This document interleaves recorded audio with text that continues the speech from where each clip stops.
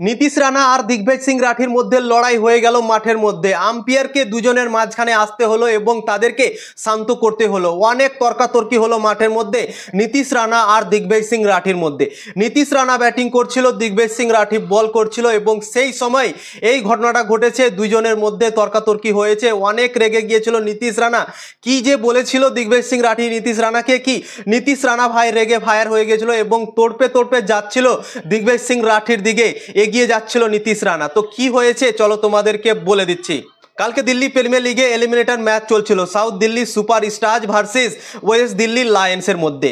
South Delhi super স্টার্সের দল থেকে খেলছিল দিগ্বিজয় সিং রাঠি এবং ওয়েস্ট দিল্লি লায়ন্সের হয়ে খেলছিল নীতিশ রানা।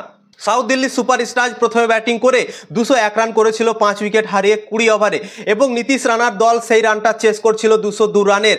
নীতিশ রানা সেই সময় ব্যাটিং করছিল এবং দিগ্বিজয় সিং রাঠি বল করছিল এবং একটা বল দিগ্বিজয় সিং রাঠি করতে গিয়ে থেমে যায় এবং সে বলই করে না এবং হাঁটতে থাকে তার রান আপের দিকে। তারপরের বল আবার দিগ্বিজয় সিং রাঠি যখন করতে গেল তখন নীতিশ রানা সরে গেল। শুরুটা এখান থেকে হয়েছিল দুজনের মধ্যে। প্রথমে দিগ্বিজয় সিং রাঠি বল করতে গিয়ে থেমে গেল, বল করলো না। তারপরের বল যখন দিগ্বিজয় সিং রাঠি বল করতে গেল তখন নীতিশ রানা সরে গেল, নীতিশ রানা কিন্তু খেললো না। তো শুরুটা এখান থেকেই হয়েছিল এই দুজনের মধ্যে। তারপর নীতিশ রানা একটা ছক্কা মেরে দেয় রিভার্স সুইপ মেরে এবং তারপর দিগ্বিজয় সিং রাঠির দিকে দেখতে থাকে এবং নীতিশ রানা ব্যাটটাকে একটা চুমু খায়, ঠিক আছে।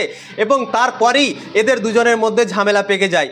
দিগ্বিজয় সিং রাঠি কিছু একটা বলেছিল নীতিশ রানাকে এবং সেই নীতিশ রানা শুনে নিয়েছিল তার কথাটা এবং তারপর নীতিশ রানা ভাই রেগে ফায়ার হয়ে গিয়েছিল দিগ্বিজয় সিং রাঠির ওপরে এবং অনেক রেগে গিয়েছিল। তাকে দেখার বিষয় ছিল, তোমরা ছবিগুলো দেখতে পাচ্ছ, সেখানে বুঝতে পারো কি নীতিশ রানা কতটা রেগেছিল দিগ্বিজয় সিং রাঠির ওপরে। তারপর আম্পায়ারকে ভাই মাঝখানে আসতে হলো দুইজনের মাঝখানে এবং তাদের দুজনকে শান্ত করতে হলো। দিগ্বিজয় সিং রাঠিকে পাঠিয়ে দেওয়া হলো এবং নীতিশ রানাকে বললো কি তুমি ব্যাটিং করো, যাও।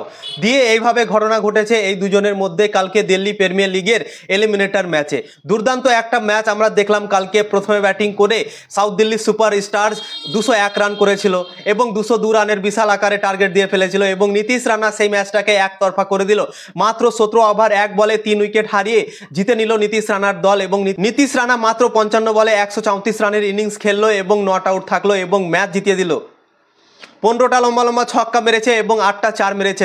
243-এর স্ট্রাইক রেটে ব্যাটিং করেছে নীতিশ রানা এই ইনিংসে এবং দিগ্বিজয় সিং রাঠি আর নীতিশ রানার মধ্যে কালকে তর্কাতর্কি হয়ে গেল।